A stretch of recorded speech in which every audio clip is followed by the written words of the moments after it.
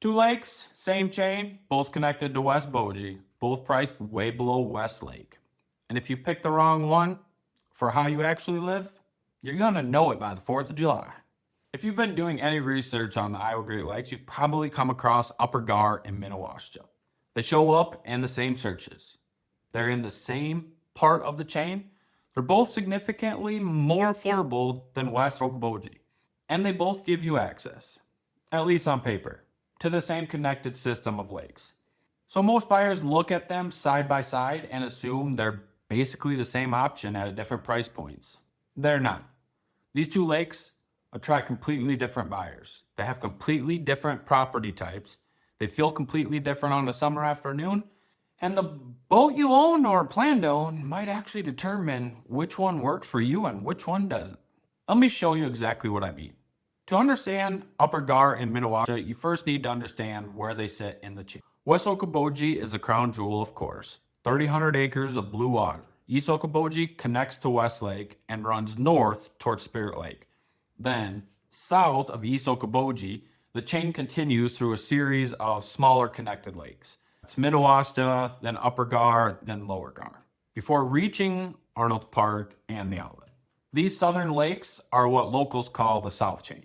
And the South Chain has a personality that is completely its own. Quieter, more wooded, less traffic, a slower pace of life, and real estate prices that reflect a different kind of value than what you'll find on West Okoboji. But here's where it gets interesting, because even within the South Chain, Upper Gar and Minnewashta are not the same place. Not even close. And the differences start the moment you look at what your money actually buys on each one. The official 2025 front foot pricing from the Dickinson County Taxpayers Association. These are the assessed land values per front foot of lakeshore. And they tell a very clear story. Upper Gar comes in at $7,700 per front foot. Minnewashta runs $11,700 to $13,200 per front foot, depending on location. And for context, West Okoboji runs $18,000 to $38,000 per front foot. So here's what that actually means. Minnewashta is priced closer to West than it is to Upper Gar. That's not a small gap, I get it. That's a completely different market tier, sitting within the same connected chain. And right now, as of 2026, there are 0 properties listed for sale directly on the water for either lake.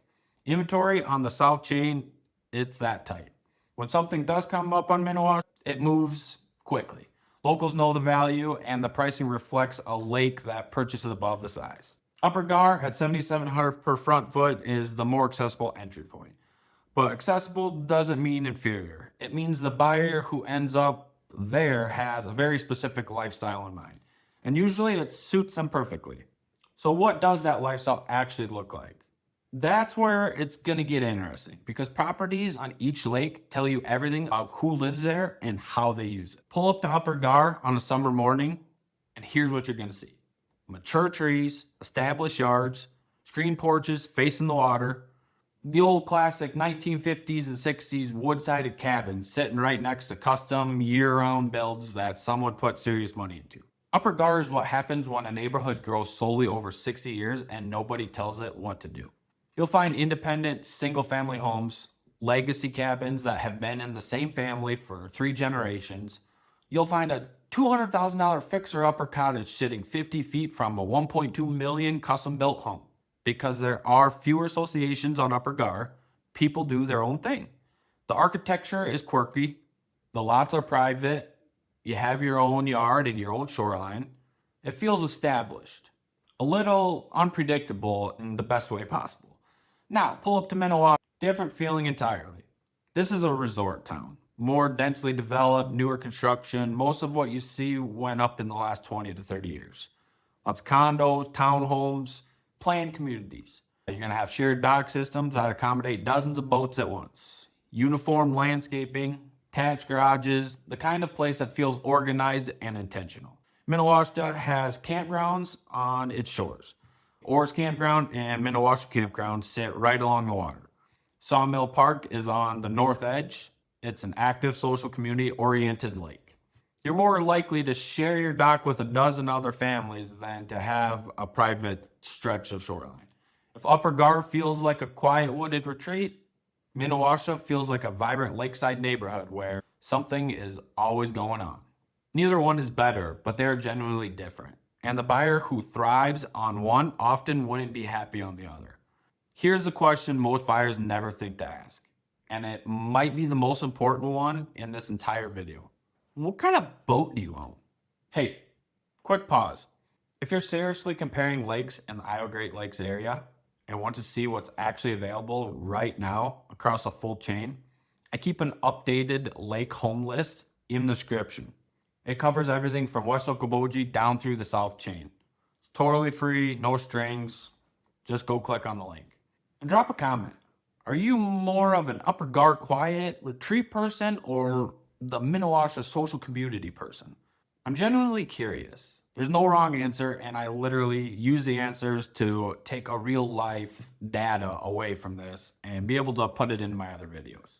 All right, this is the part of the video that most buyers wish someone had told them before they closed. Both Upper Gar and Minnewashta are part of the connected Iowa Great Lakes chain, which means you can, in theory, boat from your dock all the way to West Okoboji. In theory. Here's what actually happens. To get from South Chain to East and West Okoboji, you have to pass under the Highway 71 bridge. If you own a modern pontoon with a fixed bimini top, if you own a ski boat with a tall wakeboard tower, I have seen it. It's usually a tight fit. Most time you can make it through, but it's something you always need to be conscious of. And if there's been a heavy rain and the lake levels are up, even some standard pontoons struggle to get through. Nobody puts that in a listing description.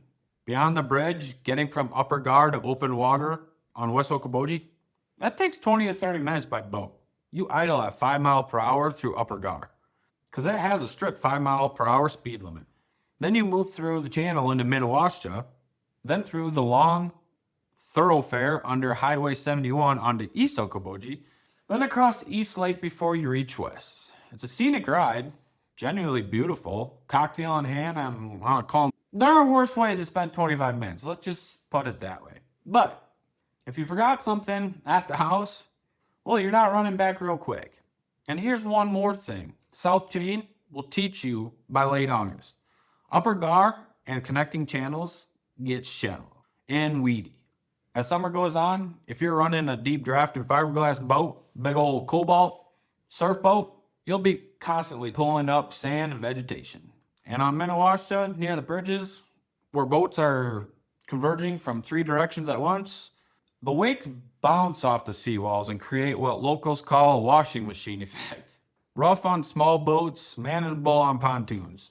So here's the honest framework. Upper Gar is heaven for kayakers and paddleboarders. It's the only place in the chain where you can paddle without worrying about a 4-foot wake from a mastercraft rolling you over. For pontoon boats, both lakes work beautifully. South Chain is honestly a pontoon paradise. Low speed limits, connected water, scenic routes. That's exactly what a pontoon was built for. Just a drink in the hand and cruising along. For ski boats and surf boats, you can make it work, but you're buying on the South Chain to park the boat. And then making the 25-minute cruise to West Lake when you actually want to put the rope on the water, you're not skiing on Upper Gar.